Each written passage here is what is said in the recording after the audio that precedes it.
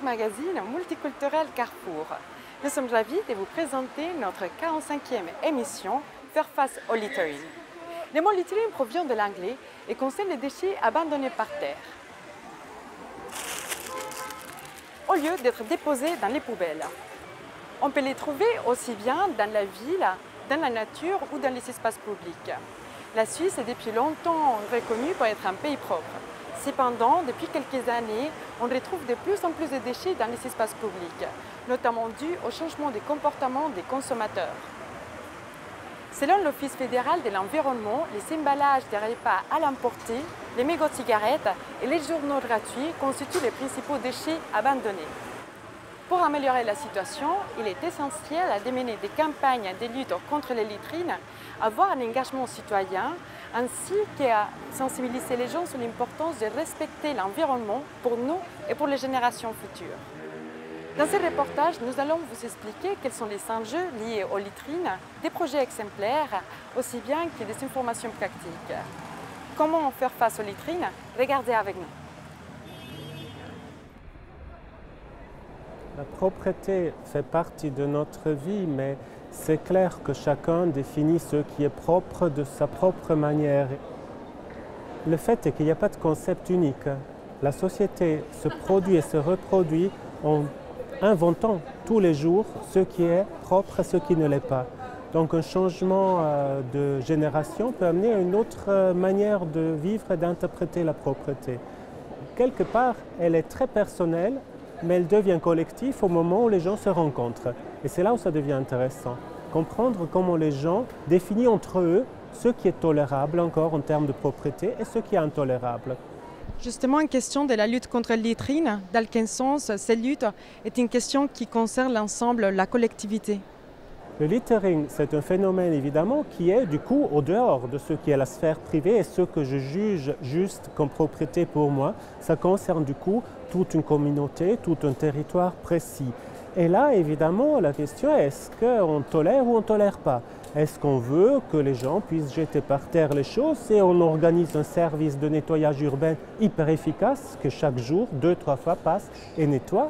Ou est-ce qu'on veut que les gens se sentent plus responsables, ne jettent rien par terre, se disent « ok, c'est comme chez moi ici, donc je jette rien » et donc une responsabilisation de l'individu qui a lieu un peu partout, comportement de santé, faire du sport, pas manger des choses qu'on ne devrait pas manger, etc. Donc aussi là, on veut que les gens soient responsabilisés.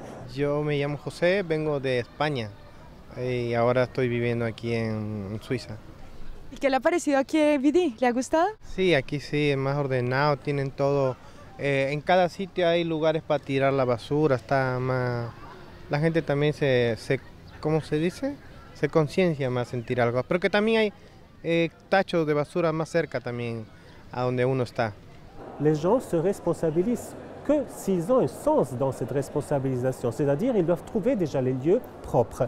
Et c'est là où la ville a un travail qui est quotidien à faire, celui de rendre la ville telle que toi tu la respectes. Une politique se dit, si j'ai une ville propre, j'ai plus de touristes, j'ai plus de gens qui viennent volontiers en ville, j'ai les gens qui se sentent mieux dans la ville, alors là j'ai investi dans une ville propre et ça en est fait de retour simplement par le contexte qu'on montre qui est propre. Et vu la quantité de gens qu'il y a ici, je trouve que dans l'ensemble c'est plutôt propre, quoi. En fin de soirée il y a toujours 2-3 trucs qui traînent, mais par rapport à la quantité de population je trouve que ça reste quand même relativement propre. Et comment vous expliquez ça? Vous pensez que les gens sont sages et puis ils jettent vraiment les déchets ou que c'est la municipalité qui met beaucoup de gens à travailler derrière pour nettoyer? Quelle est votre impression? Alors je pense qu'il y a les deux. Je pense qu'il y a quand même un peu plus de discipline qu'ailleurs. Et pour les avoir vus travailler aussi, parce que parfois je vais courir tôt le matin, je vois les employés municipaux qui travaillent beaucoup avec les petites camionnettes qui passent, qui ramassent, qui traînent, qui vident les poubelles. Donc je pense qu'il y a un peu des deux, quoi. Il y a un comportement urbain, c'est celui qui vit dans la ville et qui a un quartier autour qu'il aime, qu'il investit et qui a décidé d'y investir les prochaines années de sa vie. Eh bien, il va très vite se comporter d'une manière plus civilisée parce qu'on le connaît, on le reconnaît.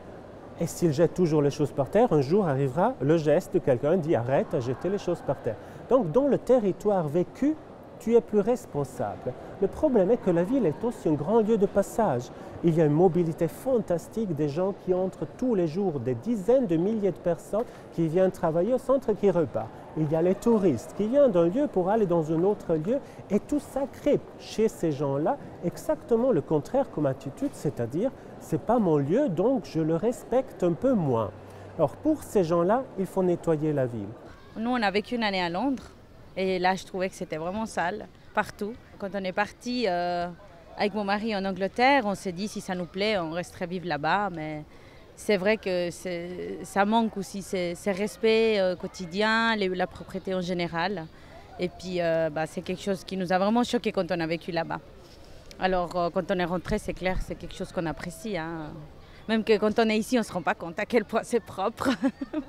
Est-ce qu'il y a des bonnes pratiques qui se font ailleurs qu'on pourrait peut-être mettre en avance? Les bonnes pratiques sont faites pas liées au littering lui-même. Les bonnes pratiques sont liées aux investissements que la ville fait dans le vivre ensemble. Organiser des fêtes de voisinage, donner une possibilité que les gens s'approprient d'un petit local pour faire leur musique, dire qu'on peut rester dehors à discuter ensemble, peut-être pas jusqu'à 9h, mais 9h30, fait que les gens s'approprient de la ville, qu'ils aiment y vivre. Dès le moment qu'ils aiment y vivre, j'ai plus rien par terre.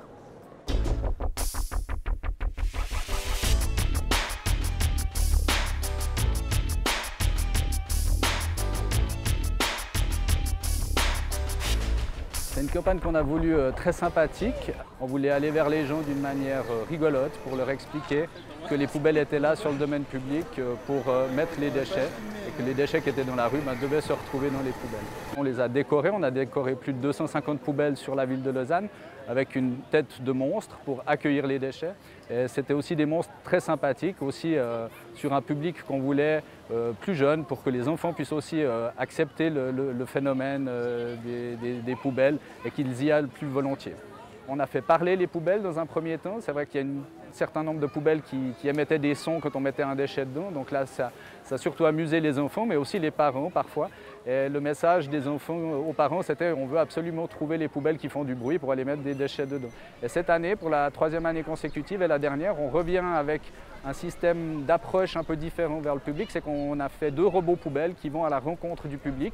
Quand on fait ces campagnes, on prend des étudiants qui viennent remplir une mission d'ambassadeur pour faire de la sensibilisation, pour amener un message. Et on profite aussi de ces jeunes cette année pour faire un sondage auprès de la population. Bonjour, je m'appelle Paul et je suis étudiant. Et donc je participe à cette promotion de la ville de Lausanne sur le littering pour la lutte contre les déchets que les gens jettent au sol. Et qu'est-ce que vous faites aujourd'hui par exemple? Eh ben, aujourd'hui, on est en une équipe, donc on a des poubelles qui circulent pour montrer aux gens que c'est facile de trouver une poubelle et que justement comment les reconnaître avec le petit autocollant qu'il y a dessus. On fait également des sondages pour savoir ce que les gens pensent sur la ville et comment on devrait changer les choses, faire plus de campagnes ou même mettre en place une amende. Ou alors, il y a mes collègues qui, elles, distribuent des packs avec des petites boîtes pour mettre vos mégots de cigarettes ou alors des sachets qui sont pliables et que vous pouvez emmener partout pour jeter vos déchets. Je dirais qu'on travaille avec 3 leviers qui sont communication, sensibilisation et le dernier levier, c'est la répression. La répression étant évidemment le moyen qu'on aime le moins utiliser. Mais c'est vrai qu'en allant vers les gens, avec un modèle ludique, sans que ça soit rébarbatif et trop moralisateur, les gens découvrent une autre façon de communiquer et pour nous, on peut discuter en direct avec eux et aussi leur donner les consignes qui sont mises en place par la ville qui ne sont pas forcément toutes connues de tout le monde. Quelles sont justement les consignes par rapport aux déchets en ville? Alors, la consigne elle est assez simple, c'est vite vu, dès que vous consommez sur l'espace public, vous devez mettre vos déchets dans la poubelle, c'est une règle de base. Beaucoup de gens le font, on est au-delà du 80% des gens qui font juste. À présent, il y a une partie de la population qui ne fait pas le geste ou c'est de la négligence urbaine, comme on l'appelle. Mais le geste est assez simple, les poubelles sont là, on a plus de 1300 corbeilles en ville de Lausanne. Donc le message c'est ça, c'est utilisez-les. Il y a des bennes, il y a des totems de tri pour trier les déchets, il y a des poubelles pour mettre les déchets, utilisez-les. Monsieur Olivier Francy, vous êtes le directeur des travaux de la ville de Lausanne et nous souhaitons savoir en fait, est-ce que le littering c'est une question qui inquiète la ville et pourquoi? D'abord, c'est quoi le littering? C'est la problématique de la propreté urbaine. Et c'est une préoccupation des villes, et particulièrement à Lausanne, puisqu'on a la responsabilité de ramasser les poubelles des gens, de favoriser le tri, ça c'est très très important, pour recycler les matériaux qui peuvent être recyclés, et puis de nettoyer régulièrement le domaine public pour qu'il soit de qualité et que visuellement on se sente aussi en sécurité dans un milieu propre. En Suisse, on a la notion de la propreté, donc régulièrement on passe sur le site pour garantir un espace public propre. Malheureusement, on doit remarquer que pas mal de gens laissent leurs mégots, laissent leurs papiers par terre, alors même qu'il y a des cendriers de ville, alors même qu'il y a des poubelles à proximité. Voilà. Donc c'est un gros travail et on sent de plus en plus une population qui pense que s'il y a des travailleurs pour entretenir la ville, eh ben on peut laisser le déchet par terre et ça c'est irrespectueux et c'est en cela qu'on se bat. Quelles sont les conséquences du littering pour l'environnement?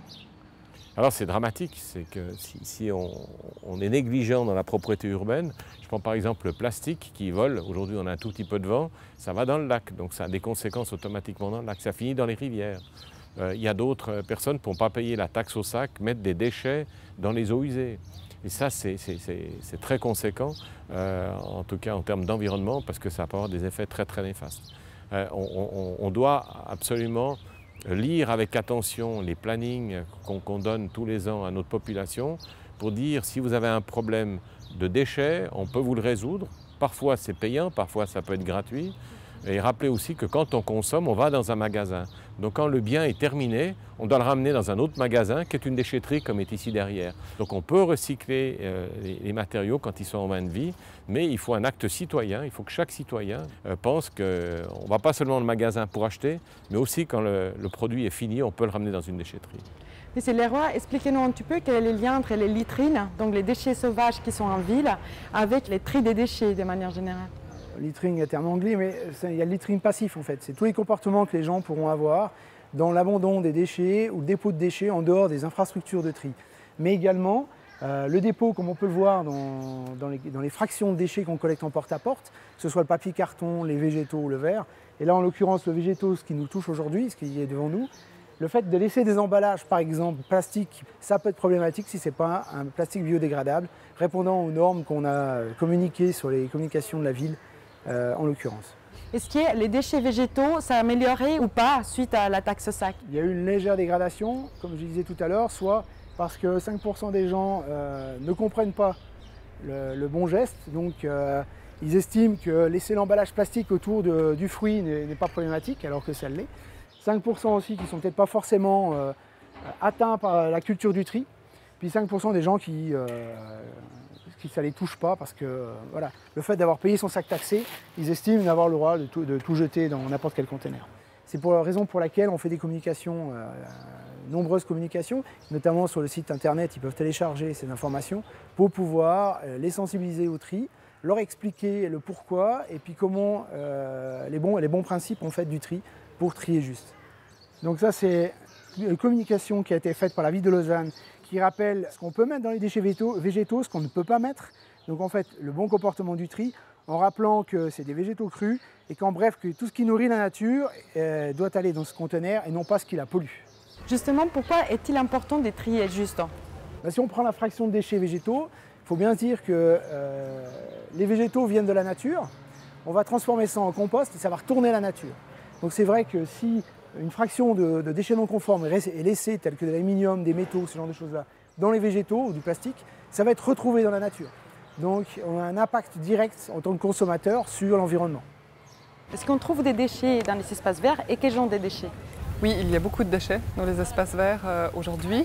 Nous trouvons des déchets de type pique-nique pour les gens qui viennent manger par exemple à midi ou le soir, des déchets de personnes qui font la fête, qui laissent par exemple des bouteilles vides.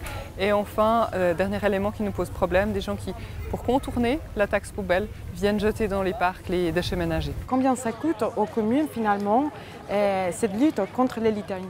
On croit souvent que cet argent crée de l'emploi, enfin, ce genre d'arguments qui nous sont donnés, c'est vraiment, il faut savoir que c'est faux. Aujourd'hui, les collectivités publiques, les communes en Suisse, elles payent autour de 144 millions de francs pour s'occuper de tous les déchets et les moyens financiers des communes ne sont pas illimités malheureusement et tout ce que l'on doit investir comme argent pour nettoyer les espaces publics, c'est de l'argent qu'on ne peut pas mettre ailleurs. Je préférerais engager des éducateurs pour la petite enfance, rénover des écoles, construire des skateparks. Enfin, on a 1000 autres tâches publiques que nous préférions financer avec cet argent. Et quels sont les moyens finalement que vous comptez mettre dans ces luttes contre les crimes? Alors, les moyens que nous souhaitons mettre en place sont d'une part offrir une infrastructure de qualité, donc c'est-à-dire par exemple des poubelles avec des contenants qui sont suffisants, parce que des fois c'est vrai les poubelles débordent, de mécaniser le vidangeage de ces poubelles pour que ce soit fait plus rapidement, de façon plus fréquente. C'est de poser des grilles pour offrir aux gens la possibilité de venir faire leur grillade et puis pour avoir des parcs les plus accueillants possibles. Puis d'un autre côté, nous souhaitons que les gens se comportent correctement, donc respecter les règles du jeu, ne viennent pas mettre leur grille jetable sur le gazon qui abîme la pelouse, ne laissent pas leurs déchets par terre, mais plutôt utilisent les poubelles. Donc c'est vraiment, nous vous donnons de beaux parcs, mais s'il vous plaît, respectez les règles du jeu. Depuis 30 ans que vous êtes en Suisse, vous venez d'où d'abord? En Turquie, origine kurde. Très bien, donc ça fait 30 ans que vous êtes en Suisse? Ça fait 30 ans, oui. Et qu'est-ce que vous pensez des drilles qui ont mis à la ville de Lausanne? C'est une très bonne idée de faire ça. Pratique, plus hygiénique, plus propre, pas dangereux. On peut compter encore plusieurs choses, mais je trouve bien. Votre service, il collabore avec l'EVAM, c'est l'établissement qui accueille les personnes dans les domaines de l'asile. Racontez-nous un peu, comment est-ce que ça fonctionne cette collaboration? Depuis quelques années, nous travaillons avec l'EVAM, une collaboration qui est très fructueuse, puisque du côté de la ville, nous avons une aide pour certains travaux, pour amener une plus-value. Et puis d'un autre côté, nous offrons aux migrants la possibilité de s'insérer dans le monde, le marché du travail, d'avoir une petite rémunération, même si elle est plutôt symbolique. Et nous trouvons un bon partenariat de cette façon, travailler avec les migrants et puis offrir une plus-value, par exemple, pour la propreté de notre ville. Est-ce que ça gagne aussi une visibilité positive finalement des migrants, notamment du domaine de l'asile, avec la population locale? Précisément, c'est aussi un des buts que nous avons, puisque on sait, dans toute migration, il y a toujours évidemment des questions qui se posent et des tensions qui peuvent surgir dans les rencontres entre les différentes populations. Et puis de venir nous montrer que les personnes migrantes, elles nous aident, puis elles offrent à quelque part à la population d'ici des parcs plus propres ou des forêts plus propres, c'est une réelle plus-value pour tout le monde. Pour finir, Madame Germont, quels sont les défis au niveau environnemental, surtout pour ce qui concerne les espaces verts à la ville de Lausanne? Alors, le défi pour nous, c'est continuer d'offrir de beaux parcs, une belle qualité. C'est vraiment, tout en gérant la croissance de la population, les différentes habitudes, continuer à offrir de magnifiques espaces verts. J'apprécie vraiment beaucoup cette verdure et cette nature, quoi. On est au contact de la nature, pas que la ville. Donc je trouve que c'est très bien, ils devraient faire plus souvent ça, partout en fait, dans toutes les villes.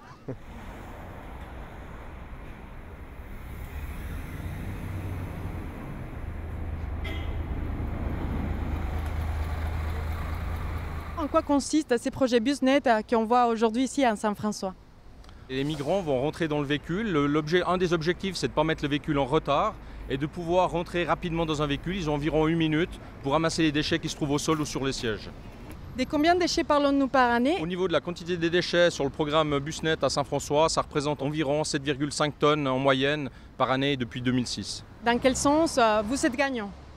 Alors au niveau des clients, ils sont ravis car après la première vague des voyageurs, ils voient les déchets ramassés en journée. C'est vraiment notre difficulté, c'est de s'assurer que les véhicules soient propres à la sortie. Nous arrivons, mais cette difficulté de garantir cette propreté dans la journée. Au niveau des conducteurs, c'est fantastique parce qu'ils ont la possibilité de donner leurs déchets quand ils passent sur Saint-François ou sur Chaudron. Au niveau des migrants, c'est toute la méthodologie, c'est d'être sensible à ça, au niveau du timing, au niveau de la méthode, et puis pour l'entreprise, pour sa responsabilité sociale. Ce programme a été mis en place en 2006 et chaque année, on essaie de le faire évoluer pour qu'il donne du sens, et c'est important qu'il y ait du sens au niveau des ramassages. On le suit à travers un indicateur hebdomadaire par rapport à ça. On lit très clairement des commentaires de nos clients qui apprécient ce travail des migrants. Je m'appelle Mohamed, je suis somalien, j'ai 26 ans, je suis en Suisse depuis 2 ans.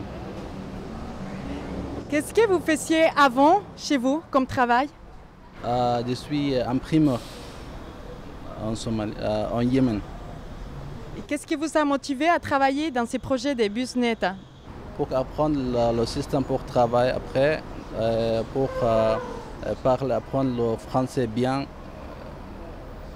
Pour nous, c'est bien, pour chercher comme ça. Le travail, c'est bien. Est-ce que vous parlez avec les usagers du bus, avec les gens qui sont dans les bus? Vous parlez avec eux? Oui, parce qu'il y a beaucoup de personnes qui ont demandé pour questions pour les bus numéro 9 ou ils partent où nous aider les personnes comme ça. Est-ce que les gens sont plutôt sympas? Oui, ils ont rigolé avec nous, ils ont parlé avec nous, ils ont dit merci pour votre travail.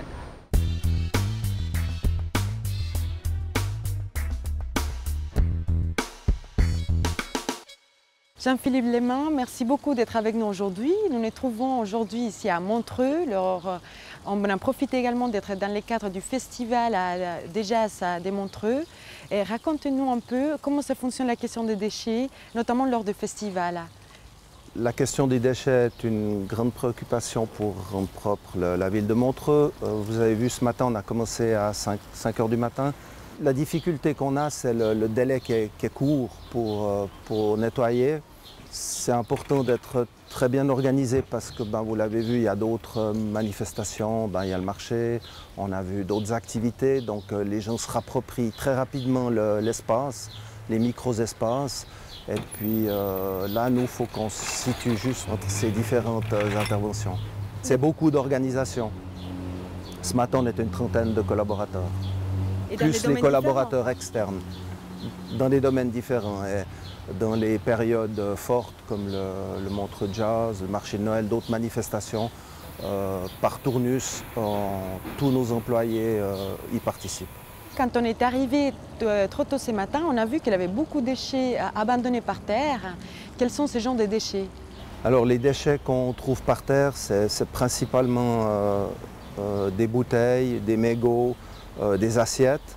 C'est parce qu'on a été hier soir dans une situation où à partir de 10h, 11h le soir, il y a une forte affluence et puis les gens se déplacent plus vraiment et ne trouvent pas les conteneurs pour mettre leurs déchets. Et surtout l'équipe du jazz, le staff, qui nous fait un très bon travail, ne peut plus vider les conteneurs. C'est vraiment propre à une très forte affluence. Dès que la fluidité est rompue, on se trouve ce genre de situation. Mais de manière générale, c'est comment le littering à la ville de Montreux? On a le problème du littering comme dans d'autres villes. On y est très attentif. On donne la possibilité aux gens de trouver dans une distance très courte des corbeilles. On a un système pendant la période estivale où on fait de la purge de corbeilles le soir avec des étudiants et nos collaborateurs pour que les récipients soient vides, que les gens trouvent pour se débarrasser de leurs déchets. Vous êtes comment à la voirie qui travaille là-bas? On est une septantaine de personnes de plusieurs nationalités, donc multiculturelles, ce qui est aussi une grande qualité au niveau de la collaboration. On a une très bonne équipe qui a l'habitude des manifestations et puis qui prend vraiment à cœur que ça soit fait correctement parce qu'en fait on travaille pour la qualité de vie des gens.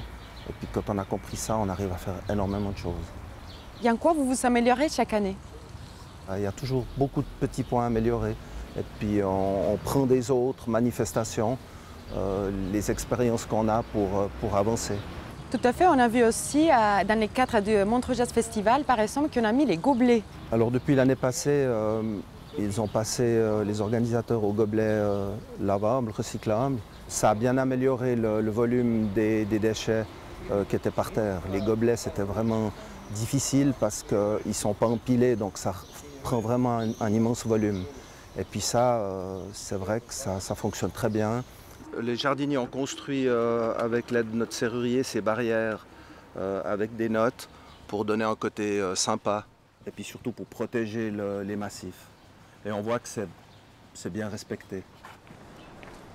Voilà des mesures pour éviter que les matériaux tombent dans le lac ont été prises. Ces plaques en bois évitent que les déchets partent au lac. Vraiment, on a une volonté, une attention particulière d'éviter les déchets qui flottent. Il y en a, mais le minimum possible. Aujourd'hui même, on voit qu'il n'y en a même pas du tout. Non, ça fait plaisir. C'est vraiment ce qu'on cherche. Pourquoi pour la commune de Montreux c'est important cette lutte contre les vitrines et garder la propriété? C'est très très important pour l'image de marque.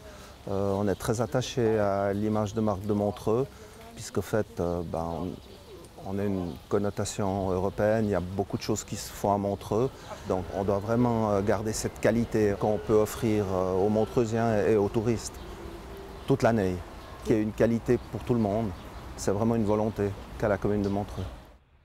Pour trouver plus d'informations sur les thèmes du Litterine, voir ou revoir cette émission ou simplement suivre l'actualité dans les domaines social et de la diversité, rendez-vous sur notre web TV sociale et multiculturelle www.carrefourtv.ch.